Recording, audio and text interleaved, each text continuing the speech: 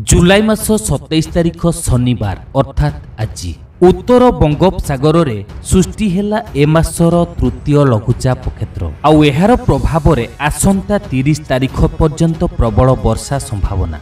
आज राज्यर 10टी जिले में प्रबल वर्षार संभावना को नहीं येलो वार्निंग बा हलदिया रंगर चेतावनी जारी करिछि पाणीपाग विभाग।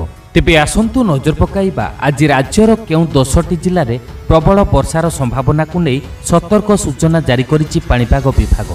तेबे संपूर्ण खबरटी जानिबा पई भिडियोटी को शेष पर्यंत निश्चय देखंतु। आउ जदि ता पूर्व आम चैनल चंदन ओडिया को एपर्यंत सब्सक्राइब करनाहांती तो एबे ही सब्सक्राइब कर दियंतु आउ पाखरे थिबा बेल आइकन को दबाई दियंतु आगकू एही लघुचाप संबंधी टिकी अपडेट खबर सर्वप्रथम जानिबा पई। तेबे उत्तर बंगोपसागर रे ए मासरे तृतीय लघुचाप क्षेत्र सृष्टि होईछि और एहार प्रभाव रे 27 तारिख अर्थात आज 30 तारिख पर्यंत वर्षा लगी रहिबो। तेबे लघुचापटी उत्तर ओडिशा रे रहिबो। लघुचाप अधिक घनीभूत होई 2 दिन भितरे पश्चिम आ उत्तर पश्चिम दिगरे गति करी झारखंड उपकूल रे पहुंचिबो।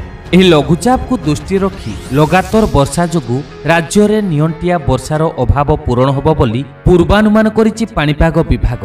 तेबे उत्तर बंगोपसागर आ बांग्लादेश संलग्न अंचल रे सृष्टि हेछि ए लघुचाप। एबे समुद्र पतन ठारू 7.6 किलोमीटर उपरे एही लघुचाप क्षेत्रटी रहिछि आउ एहार प्रभाव रे ओडिशा रे प्रबल वर्षा नै आकलन करिछि पाणीपाग केन्द्र। तेबे आज राज्यर 10टी जिले रे 70 रु 110 मिलीमीटर पर्यंत वर्षार संभावना थिबारु उक्त 10टी जिला पई हलदिया रंगर चेतावनी बा येलो वार्निंग जारी करिछि पाणीपाग विभाग।